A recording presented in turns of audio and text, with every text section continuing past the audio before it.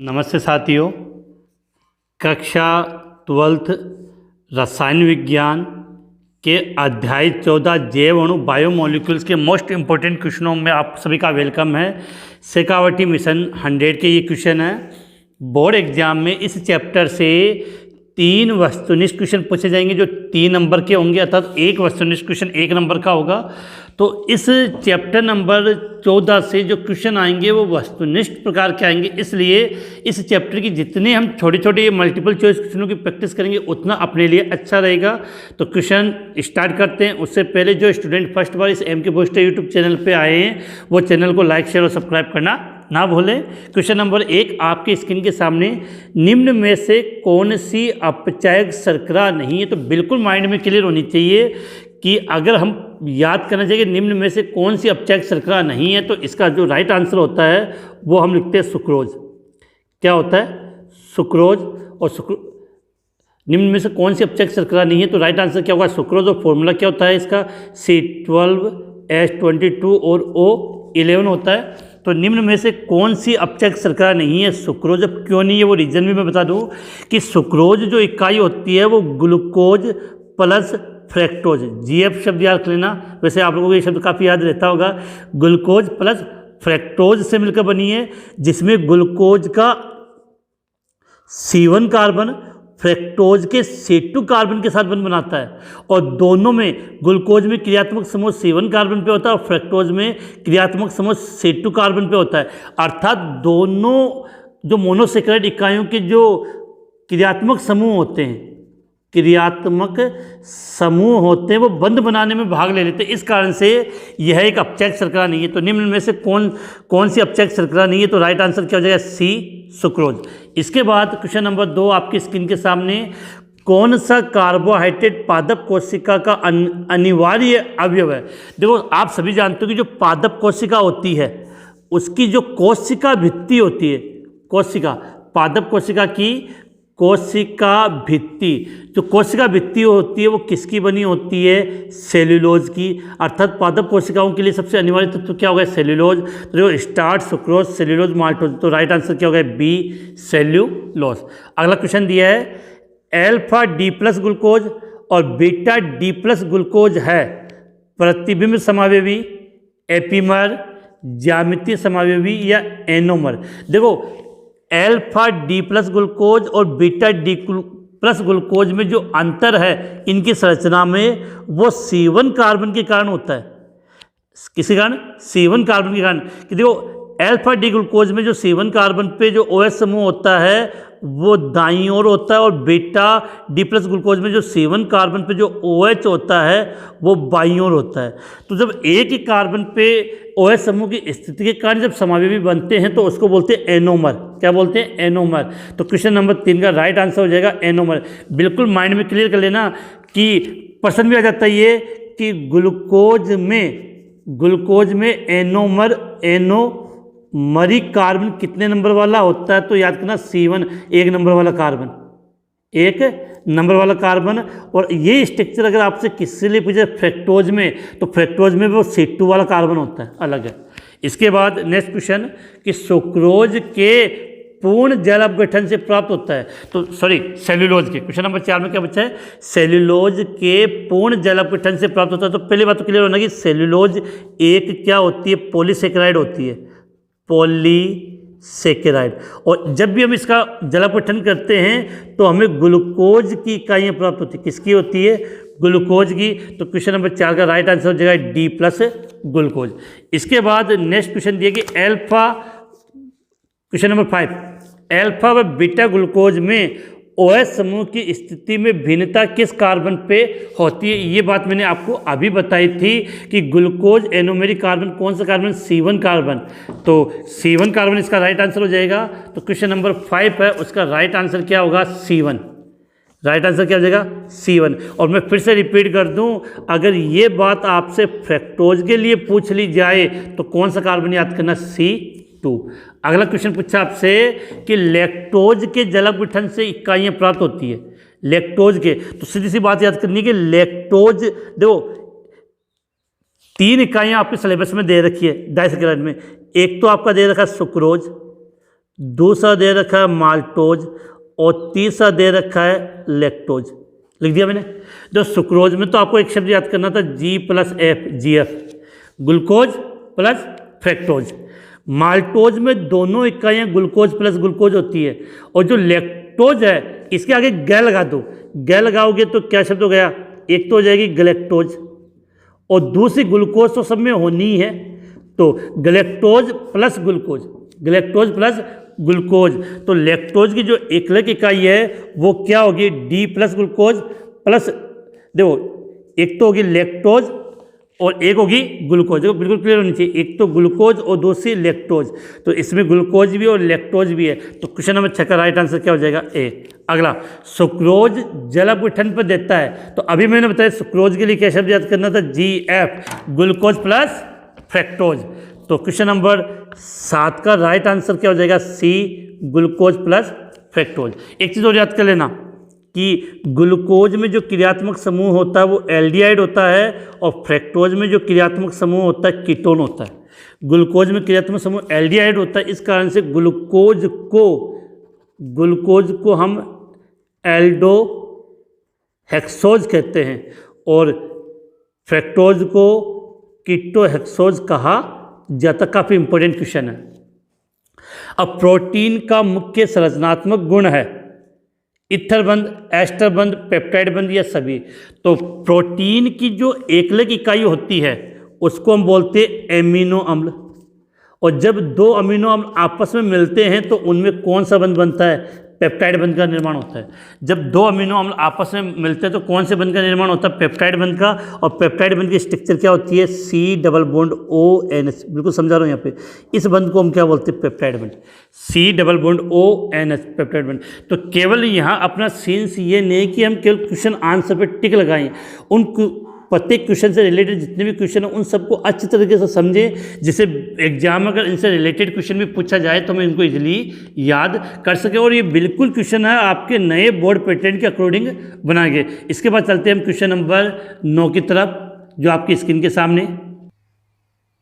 अब देखो question number 9, amino अम्ल में कौन सा क्रियात्मक समूह होता है। देखो नॉर्मली अमीनो अम्ल को हम रिप्रेजेंट कैसे करते हैं, H2NCH RCOOH। तो इसमें दो हो गए, एक तो कार्बोक्सिलिक अम्ल और एक एमीन। कार्बोक्सिलिक अम्ल और एमीन, ये मिस प्रिंटिंग है, यहाँ पर H नहीं है बेटा, तो COOH NH2, तो ये दोनों तो होंगे, अर्थात A और B। क्रियात्मक समूह पूछा तो CH3 क्रियात्मक समूह नहीं है, तो राइट आंसर हो जाएगा A व B। तो आंसर क्या होगा इसका, डी। तो एमिनो अम्ल में कौन सा क्रियात्मक समूह होता है, राइट आंसर हमें क्या लिखना है इसका, डी, अर्थात ए और बी दोनों होते हैं। अगला, प्रोटीन की द्वितीयक संरचना के स्थायी होने के कारण, जो प्रोटीन की द्वितीयक संरचना, जो प्रोटीन में बंध तो पेप्टाइड पाया जाता है, लेकिन द्वितीय संरचना के स्थायी होने का कारण पूछा तो इसका राइट आंसर क्या होता है, हाइड्रोजन बंध। तो क्वेश्चन नंबर 10 का राइट आंसर क्या होगा, हाइड्रोजन बंध। जो प्रोटीन की द्वितीयक संरचना में एक तो संरचना बनती है लहरदार और एक बनती है प्लेटिसाइड सीट के रूप में, तो इनका निर्माण इसी हाइड्रोजन बंध के कारण होता है। इसके बाद नेक्स्ट क्वेश्चन की बात करें कि अमीनो अम्ल के बारे में कौन सा कथन सत्य है। देखो अमीनो अम्ल सभी प्रोटीन के अवयव होते हैं और इनका विन्यास एल होता है, बिल्कुल बात सही है बेटा। एकमात्र अमीनो अम्ल ग्लासिन प्रकाशिक निष्क्रिय, बिल्कुल इंपॉर्टेंट क्वेश्चन है, ये बात भी सही है। अब देखो ए और बी दोनों बात सही है। तीसरा, अमीनो अम्ल आंतरिक पुनर्विन्यास द्वारा ध्रुव आयन ड्यूटर आयन बनाते हैं, ये भी बात सही है। तो इसका राइट आंसर क्या हो जाएगा, उपरोक्त सभी। क्वेश्चन नंबर 11 का राइट आंसर क्या हो जाएगा, उपरोक्त सभी। अब देखो कुछ चीज़ें बता दूं कि प्रोटीन किससे बने होते हैं, अमीनो अम्ल से, और जितने भी प्रोटीन होते हैं उन सब का विन्यास कैसा होता है, एल होता है। देखना आप सभी ने जो कार्बोहाइड्रेट पढ़े थे उन सब का विन्यास क्या होता है, डी होता है, लेकिन अमीनो अम्ल का विन्यास एल होता है। और एक ये रखना, जो सबसे सरल अमीनो अम्ल कौन सा होता है, ग्लाइसिन होता है, वो प्रकाशिक निष्क्रिय होता है, क्योंकि इसके स्ट्रक्चर क्या होते हैं, CH2NHCOOH। तो इस कार्बन से दो समान समूह जुड़े होते हैं, दो समान हो गए H और H, इस कारण से ये प्रकाशिक निष्क्रिय होते हैं। और ग्लाइसिन के अलावा शेष सभी प्रकाशिक सक्रिय होते हैं। इसके अलावा अमीनो अम्ल कौन सा आयन बनाते हैं, ड्यूटर आयन का निर्माण करते हैं। इसके बाद क्वेश्चन नंबर 12। अब क्वेश्चन नंबर 12, ग्लूकोज की संरचना निर्धारण के लिए कौन सा कथन सत्य है? ग्लूकोज को लाल फास्फोरस और HI के साथ गर्म करने पर NaCl बनता है। बिल्कुल बात सही है, NaCl बनता है जो सीधी श्रृंखला की उपस्थिति का निर्धारण करता है। बिल्कुल बात सही कि कार्बन में जो 6 ग्लूकोज में जो 6 कार्बन है वो एक सीधी श्रृंखला में, इसका बता मैं इसी दूसरा ग्लूकोज पेंटा एसीटेट बनाता है। बिल्कुल बात सही है, ग्लूकोज पेंटा एसीटेट बनाता है जो इसकी 5 OH की उपस्थिति, ये भी बिल्कुल बात सही है। अगला, ग्लूकोज दुर्बल ऑक्सीकारक ब्रोमीन जल से ऑक्सीकृत होता है जो एल्डिहाइड समूह की उपस्थिति को दर्शाता है। बिल्कुल बात सही, तो तीनों पॉइंट सही है, तो इसका राइट आंसर क्या हो जाएगा? उपरोक्त सभी। प्रश्न आता है ग्लूकोज में एल्डिहाइड समूह की उपस्थिति होती है, कैसे सिद्ध करोगे? तो उसका ब्रोमीन जल द्वारा हम क्या करते हैं? ऑक्सीकरण। ग्लूकोज में 5 OH होता था, उसकी क्रिया एसिटिक एनहाइड्राइड या एसिटिल क्लोराइड से करवाते तो ग्लूकोज पेंटाएसिटेट बनता है, और ग्लूकोज की क्रिया फास्फोरस प्लस HI के साथ करवाते तो N-हेक्सेन बनता है जो उसमें 6 कार्बन की सीधी श्रृंखला का निर्धारण करता है। अगला क्वेश्चन नंबर 13, प्रोटीन में पाए जाने वाले कुल 20 अमीनो अम्ल में से ऐसे अमीनो अम्ल जिन्हें मानव शरीर संश्लेषित करता है उन्हें अनावश्यक अमीनो अम्ल कहते हैं। देखो, जिनका मनुष्य के शरीर में संश्लेषण होता है, हमें उनको भोजन के साथ लेने की आवश्यकता नहीं होती है, ऐसे अमीनो अम्ल अनावश्यक अमीनो अम्ल कहलाते हैं। तो अपने अनावश्यक अमीनो अम्ल की संख्या भी 10 होती है, और जिनकी आवश्यकता होती है उनकी भी संख्या कितनी होती है? 10। तो राइट आंसर क्या हो जाएगा इसका? ए। आवश्यक या अनावश्यक अमीनो अम्ल की संख्या पूछे तो 10। हाँ, एक बात और, अपने शरीर में लगभग कितने प्रकार के अमीनो अम्ल पाए जाते हैं? 20 प्रकार के। कितने?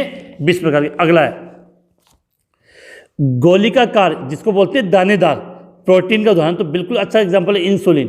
क्या होता है? गोलिकाकार या दानेदार प्रोटीन का उदाहरण है इंसुलिन। हाँ, एक चीज़ बताता हूँ, इंसुलिन में कौन सी धातु पाई जाती है? कमेंट्स में जल्दी से बता दिए। इंसुलिन के अंदर कौन सी धातु पाई जाती है? इंसुलिन है, कौन सी धातु का कंपाउंड है? लास्ट में मैं इसका आंसर बता दूंगा। अगला, तो अपने को यही रखना कि गोलिकाकार या दानेदार प्रोटीन का उदाहरण है इंसुलिन। नेक्स्ट क्वेश्चन, सरल प्रोटीन का जलापूठन करने पर प्राप्त होता है। सीधी बात है, अभी मैंने बताया था कि प्रोटीन किससे बना होता है? एमिनो अम्ल से, एमिनो अम्ल से। और अपने शरीर में जितने भी अमीनो अम्ल वो कौन से? अल्फा अमीनो अम्ल।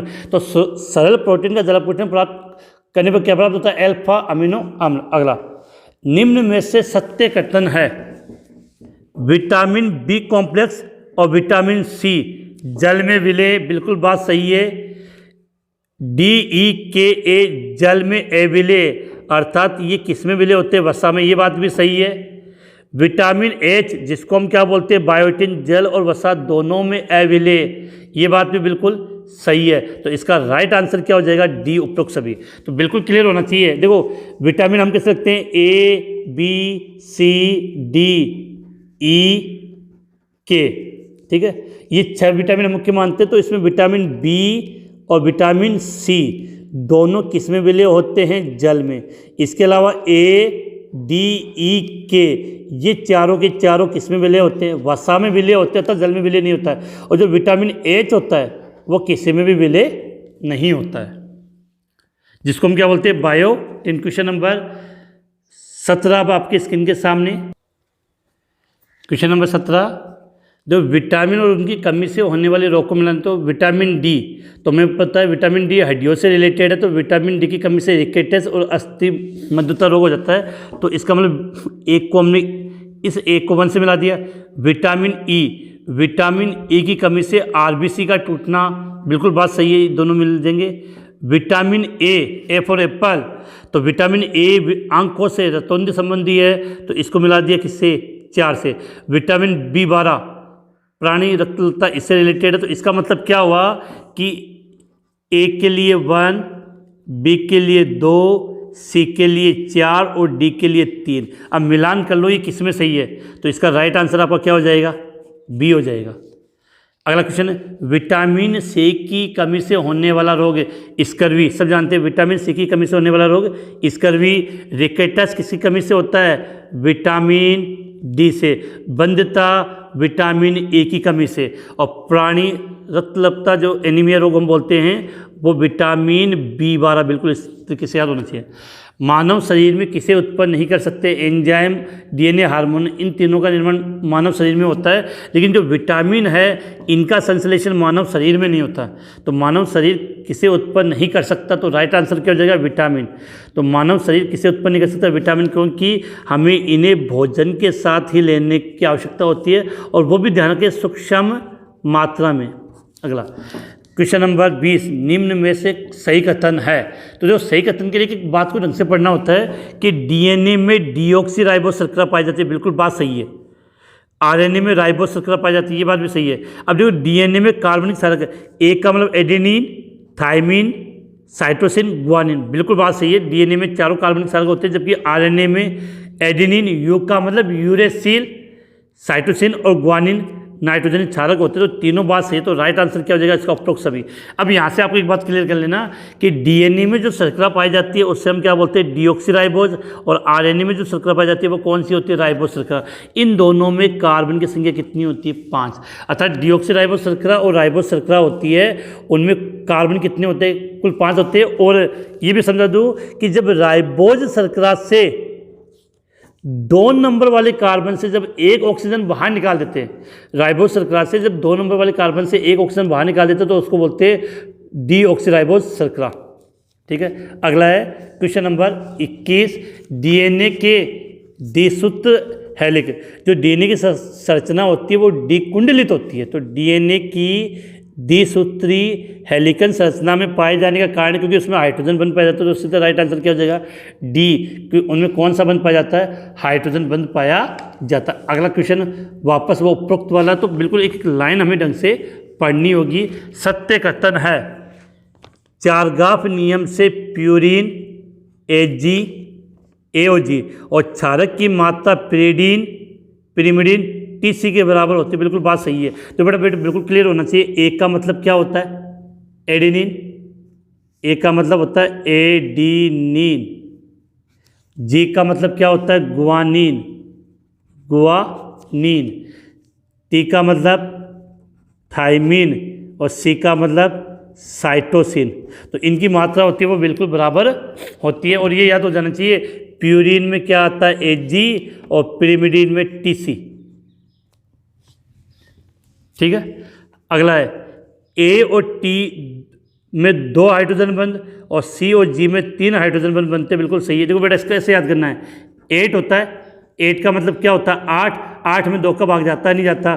तो एडेनिन और थाइमिन में जो बंध बनते हैं उसमें हाइड्रोजन बंध की संख्या कितनी होती है, 2 होती है। और शेष क्या बच गया आपके, सी व जी, तो इनमें हाइड्रोजन की संख्या कितनी हो जाती है, 3। बिल्कुल इजीली याद कर लोगे। न्यूक्लिक अम्ल में कार्बनिक क्षार का अनुक्रम व्यक्त करना क्या कहलाता है, प्राथमिक संरचना, बिल्कुल बात सही है। तो इस क्वेश्चन का राइट आंसर क्या हो जाएगा, डी। अगला क्वेश्चन नंबर 23, न्यूक्लिक अम्ल में न्यूक्लियोटाइड आपस में जुड़े रहते हैं। तो पहले बात तो ये क्लियर कर लेना कि जो न्यूक्लिक अम्ल की जो एकलिक इकाइयाँ होती है, न्यूक्लिक अम्ल किससे बना होता है, न्यूक्लियोटाइड से, और इसमें फॉस्फोडाइएस्टर बंध बना होता है। काफ़ी इंपॉर्टेंट क्वेश्चन है। तो क्वेश्चन नंबर 23 का राइट आंसर होगा सी। न्यूक्लिक अम्ल में न्यूक्लियोटाइड आपस में जुड़े होते हैं, फॉस्फोडाइएस्टर बंध के द्वारा जुड़े होते हैं। अगला क्वेश्चन, एंजाइम होते हैं, तो आप सभी जानते हो कि एंजाइम किसके बने होते हैं, प्रोटीन के बने होते हैं। तो राइट आंसर क्या हो जाएगा इसका, बी। एंजाइम किसके बने होते हैं, प्रोटीन के, तो राइट आंसर इसका क्या हो गया, बी। अब चलते हैं नेक्स्ट क्वेश्चन, क्वेश्चन नंबर 25। इसके बाद नेक्स्ट क्वेश्चन आपके सामने 25, रासायनिक दूत कहलाते हैं हार्मोन्स, एंजाइम, न्यूक्लिक अम्ल, ये विटामिन। तो हार्मोन्स होते हैं वो रासायनिक संदेशवाहक, जो संदेशवाहक के रूप में कार्य करते हैं। हार्मोन किसी तरह कार्य करते हैं, संदेश वाहक के कारण, इस कारण से इनको क्या बोलते हैं, रासायनिक दूत। तो रासायनिक दूत कहलाते हैं। तो राइट आंसर क्या हो जाएगा, हार्मोन्स। उस हार्मोन्स का नाम बताइए जो ग्लूकोज को ग्लाइकोजन में बदलता है, इंसुलिन। बिल्कुल क्लियर होना चाहिए, ग्लूकोज को किस में, ग्लाइकोजन में बदले उस हार्मोन को हम क्या बोलते हैं, इंसुलिन। और जब अपने शरीर में इंसुलिन की कमी होगी तो ग्लूकोज का ग्लाइकोजन में बदलना कम हो जाएगा, जिससे शरीर में ग्लूकोज की मात्रा बढ़ेगी। इसी कंडीशन को हम बोलते हैं मधुमेह रोग या बीटीज। क्वेश्चन आ जाए कि इंसुलिन की कमी से होने वाला रोग, तो आंसर क्या हो जाएगा, डायबिटीज या मधुमेह। तो उस हार्मोन का नाम बताइए जो ग्लूकोज को ग्लाइकोजन में परिवर्तित करता है, तो राइट आंसर क्या हो जाएगा इसका, इंसुलिन। इसके बाद विटामिन B1 की कमी से होने वाला रोग, तो रतौंधी रोग होता है वो विटामिन ए की कमी से होता है। स्कर्वी रोग है वो विटामिन सी की कमी से होता है। एनीमिया के लिए आप याद कर लेना विटामिन B12। तो बेरी बेरी रोग बच्चा है तो विटामिन बी की कमी, B1 पूछा है तो याद रखना विटामिन B1 की कमी से कौन सा रोग होता है, बेरी बेरी। अमीनो अम्ल की प्रकृति होती है अम्लीय, उदासीन, क्षारीय, तीनों प्रकार के होंगे। अमीनो अम्लीय भी होते हैं, उदासीन भी होते हैं, क्षारीय भी होते हैं। तो राइट आंसर क्या हो जाएगा इसका, उपरोक्त सभी।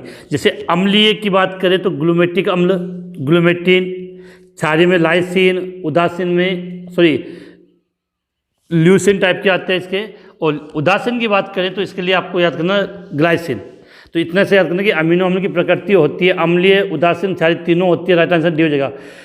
सबसे सामान्य डाइसेक्राइड, जो डाइसेक्राइड का सूत्र पूछा है तो जितने भी डाइसेक्राइड होते हैं अपने सिलेबस में 3 डाइसेक्राइड है। एक को तो मैंने नाम दिया सुक्रोज, दूसरे का नाम क्या है माल्टोज, और तीसरे का नाम क्या है लैक्टोज। सुक्रोज, माल्टोज, लैक्टोज, तीनों का फॉर्मूला होता है वो C12H22O11 से बना होता है। C12H22O11 से मिलकर बना होता है। तो राइट आंसर क्या हो जाएगा इसका, सी। अगला है एल्डोहेक्सोज का उदाहरण है। ये मैंने शुरुआत में बताया था, एल्डोहेक्सोज कार्बन की संख्या 6 और क्रियात्मक समूह एल्डो में एल्डिहाइड। तो इसका राइट आंसर क्या होगा, ग्लूकोज। ये याद कर लेना। फ्रैक्टोज के लिए क्या याद करना होता है हमें, फ्रैक्टोज क्या होता है, कीटो हेक्सोज। और ये भी बता दो जो राइबोज और डिऑक्सीराइबोज होते हैं इनमें भी कार्बन की संख्या कितनी होती है, 5 होती है राइबोज और डिऑक्सीराइबोज में। और ये एल्डोपेंटोज होते हैं, क्या होते हैं एल्डोपेंटोज। तो याद होना चाहिए ग्लूकोज को क्या बोलेंगे एल्डोहेक्सोज, फ्रैक्टोज को कीटोहेक्सोज, और राइबोज और डिऑक्सीराइबोज एल्डोपेंटोज। इसके बाद नेक्स्ट क्वेश्चन की तरफ चलते हैं कि ग्लूकोज की जो चक्रीय संरचना होती है वो पायरेन से मिलती है और फ्रैक्टोज की फ्यूरेन से मिलती है। जो ग्लूकोज की चक्रीय संरचना किससे मिलती है, पायरेन के समान होती है, और फ्रैक्टोज की जो चक्रीय संरचना होती है वो किसके समान होती है, फ्यूरेन के समान।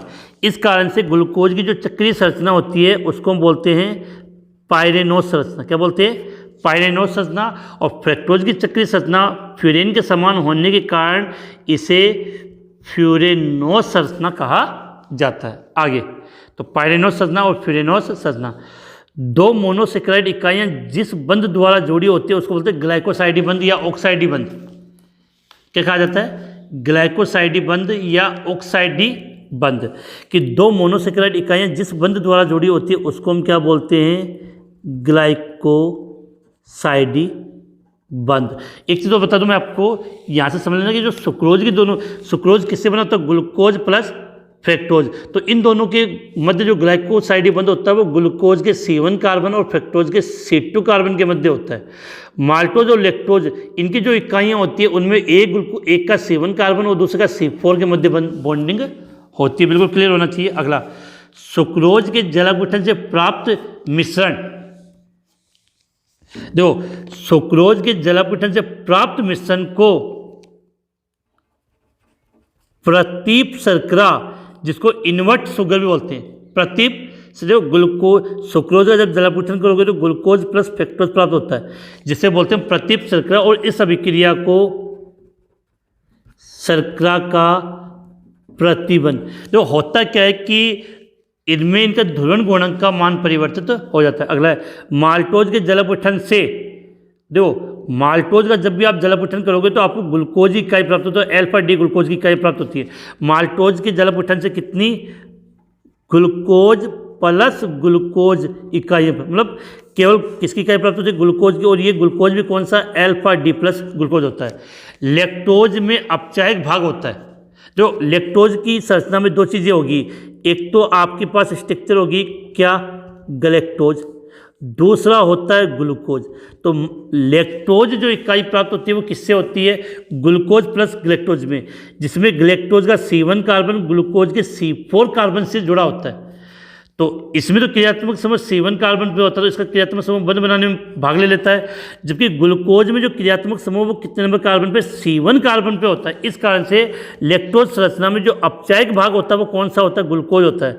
तो लैक्टोज संरचना में अपचायक भाग बीटा डी प्लस ग्लूकोज होता है। अगला, स्टार्च के जल अपघटन, स्टार्च के जल में घुलनशील 15 से 20% भाग को तथा जल में एविले 80 से 85% भाग को, देखो स्टार्च का जो भाग जल में घुलनशील होता है उसको बोलते हैं एमिलोस।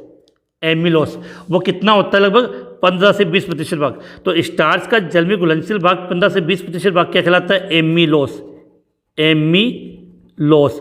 और 80 से 85% भाग वो जो जल में विलय नहीं होता है उसको बोलते हैं एमिलोपेक्टिन।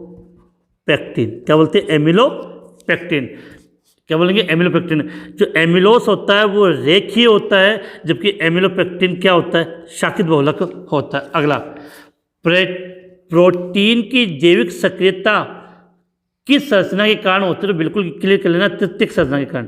प्रोटीन की जैविक सक्रियता कौन सी संरचना, तृतीयक संरचना के कारण बनी होती है। अगला पॉइंट, विलयन का वह पीएच जिस पर विभव लगाने पर कोई अमीनो अम्ल किसी भी इलेक्ट्रोड की तरफ गमन नहीं करता है उस बिंदु को बोलते हैं समविभव बिंदु।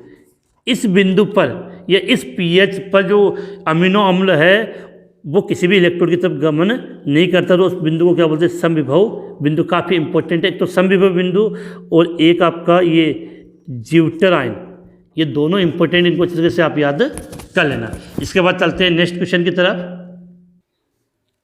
इसके बाद क्वेश्चन नंबर 39 आपके सामने, रासायनिक संरचना के आधार पर केराटिन प्रोटीन है, जबकि इंसुलिन को, इंसुलिन के लिए याद करना काफ़ी इंपॉर्टेंट है। इंसुलिन होता है वो गोलिकाकार प्रोटीन होता है, जबकि केराटिन है वो रेशेदार प्रोटीन है। तो बिल्कुल क्लियर होना चाहिए। आणविक संरचना के आधार पर केराटिन किस प्रकार का प्रोटीन है, रेशेदार प्रोटीन है, और इंसुलिन गोलिकाकार प्रोटीन है।